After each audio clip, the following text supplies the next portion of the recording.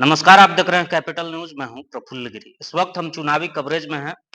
विधानसभा प्रत्याशियों से उनके विजन्स से आपको हम अवगत करा रहे हैं, लोगों के रुझान से हम आपको अवगत करा रहे हैं और जो प्रत्याशी के समर्थक हैं, उनसे भी हम उनके विचारों को जान रहे हैं। क्षेत्र में कितनी पैठ है किस प्रत्याशी की, कौन दूसरे नंबर पर आ रहा है, किनके बीच लड़ाई है, ये सब हम जानने का कोशिश कर रहे हैं। और इस वक्त हमारे साथ पांकी विधानसभा से निर्मल मेहता हैं। बाकी विधानसभा का जिक्र हो और निर्मल मेहता का जिक्र नहीं हो, ये बड़ा नाइंसाफी होगा, क्योंकि अक्सर अपने बयानों के वजह से आप चर्चित रहते हैं, सुर्खियों में रहते हैं। तो सबसे पहले तो मेरा सवाल यही होगा कि जो तब आप सुर्खियों में आए थे जब बाकी विधायक शशिभूषण मेहता के आप बेहद करीबी रहे थे और अचानक से आप बगावत कर बैठे थे, आपका सुर बागी हो गया था और फिर अब उनके पीछे आप उनके समर्थक बन गए हैं। इसके पीछे क्या कारण रहा? सबसे पहले तो आपके चैनल के माध्यम से तमाम श्रोतागणों को मैं अपनी ओर से और अपनी माननीय विधायक पांकी विधानसभा की ओर से बहुत-बहुत धन्यवाद और बधाई देना चाहूँगा। आपका सवाल बड़ा लाजवाब है कि हमने उनके साथ रहा था, फिर बीच में अचानक हम उनसे बगावत कर लिए, फिर पुनः उनके साथ हो गए। तो मैं आपको बताना चाहता हूँ कि रुस्ता वही लोग है जो अपना ब्लड होता है। रुस्ता वही लोग है जिनको उम्मीद रहता है। रुस्ता वही लोग है जो काम करता है।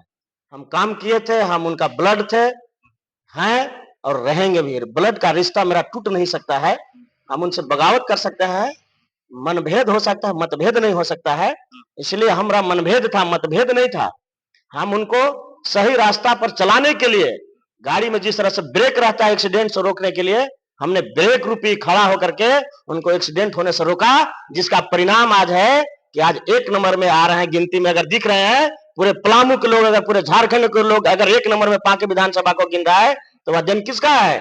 निर्मल मेहता जैसे ब्रेक का है। जिस गाड़ी में हमने ब्रेक लगाया और गाड़ी संतुलित ढंग से रोड पर दौड़ रहा है 100 की गति में।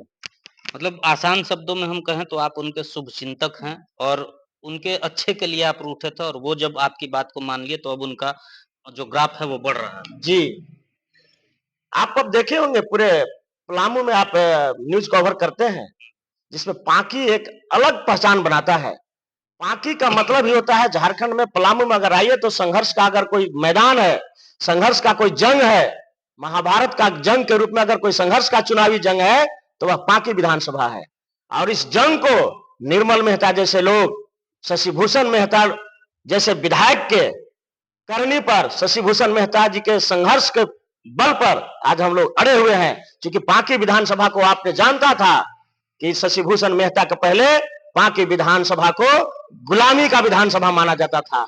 यहाँ मेहता जी के पहले जो कोई भी विधायक हुआ करता था, इनके पहले जो भी पांकी विधानसभा का प्रतिनिधित्व किया करते थे, उनका एक राज कायम चलता था। उनके आदेश के बिना पत्ता नहीं हिलता था। क्योंकि पूर्व के जो विधायक थे स्वर्गीय, वो कहा करते थे कि मेरा बिना बिना आदेश के पत्ता नहीं हिलेगा। तो आप सोच सकते हैं इस विधानसभा में कैसा राज चलता था। वैसी गुलामी को डॉक्टर शशिभूषण मेहता के नेतृत्व में और हमारे जैसे लोग का आशीर्वाद कृपा से पांकी विधानसभा की गुलामी की बेड़ियों से हमने आजाद दिलाने का काम किया है। बोलते बड़ा अच्छा है, आप अच्छे वक्ता हैं और इस आपके बातचीत को सुनकर मेरे मन में एक और सवाल आ रहा है। यहाँ जब विधायक विदेश सिंह थे, दिवंगत विदेश सिंह, तो उनके अच्छे सहयोगी के रूप में मुमताज खान थे, जो आज उनके पुत्र के सामने खड़े हैं। अगर हम वर्तमान विधायक की बात करें, शशिभूषण मेहता के सहयोगी के रूप में ओंकार नाथ जायसवाल जी उनके साथ सुख दुख के साथ ही रहे थे, लगातार कई वर्षों तक उनके साथ चले थे। अब उनके सामने विपक्ष में खड़े हैं, तो क्या कभी ऐसा भी हो सकता है क्या कि निर्मल मेहता जी पांकी विधानसभा से सामने आ सके? हम ये सोचे नहीं है, लेकिन देश जब आजाद हो रहा था, तो आजादी की लड़ाई में लाल किला पर जब झंडा फहराना था, तो झंडा फहराने के क्रम में कतार लगा हुआ था। उस कतार में निर्मल मेहता खड़ा है। पांकी विधान जैसे देश आजाद हुआ है भारत में, पांकी विधानसभा आजाद हुआ है। आजादी की लड़ाई हम अपने तिरंगा के हाथ में लेकर के हम लोग खड़े हैं, जिसमें अगला पंक्ति शशिभूषण मेहता का है और पिछला पंक्ति निर्मल मेहता का है। आजादी की लड़ाई के लिए हम इस पथ को कभी नहीं छोड़ेंगे। शशिभूषण मेहता को छोड़ेंगे या अन्य किसी को छोड़ सकते हैं, इस लड़ाई को नहीं छोड़ेंगे जो शशिभूषण मेहता का रास्ता है, शशिभूषण मेहता का जो सोच है, उस सोच को मैं कदापि नहीं भूल सकता। और पांकी विधानसभा को आजादी दिलाने के लिए हमारे जैसे वीर सपूत रहेंगे, थे और हैं। क्षेत्र में घूम रहे हैं, क्या पा रहे हैं? लड़ाई में कौन-कौन है? चुनौती कौन बन रहा है? देखिए, डॉक्टर शशिभूषण मेहता का चुनाव जीतने के बाद, कोरोना जैसी महामारी रहने के बाद भी 2 साल कोरोना रहा, बचा 3 साल। 3 साल के बाद 1 साल लोकसभा से लेकर विधानसभा चुनाव समय को खत्म कर दिया। मात्र 2 साल रहा, जिसके बावजूद भी राज्य में इनकी विपक्ष की सरकार रही। जेएमएम जैसे भ्रष्ट सरकार रही। ऐसे भ्रष्ट सरकार में डॉक्टर शशिभूषण मेहता ने 2 साल का कार्यकाल जितना संघर्ष के बल पर जितना क्षेत्र को विकास के गति को देने का काम किया है, वह काबिले तारीफ है। ना पूर्व में कोई इतना विकास किया था, ना भविष्य में कोई उम्मीद करते हैं कि विकास कर पाएगा। जैसे मैं उदाहरण में बता दूं आपको, देश आजाद होने के बाद 77 साल आज बीत गए। 77 साल बीत जाने के बाद भी एक सीताडी गांव है लेस्लीगंज का, जो आज तक रोड नहीं बना था। रोड विहीन गांव था सीताडी।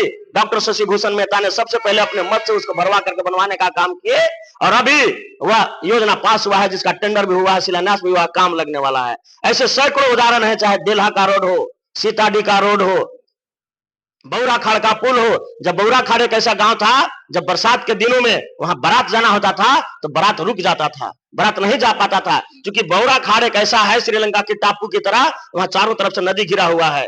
और इसके पहले बाबूजी और बेटा जी मिलकर के जो 15 साल तक इस क्षेत्र को राज करने का काम किया, कभी भी नहीं सोचा था, सपना भी नहीं किया कि हम वैसे गांव में पुल बनाने का काम किए।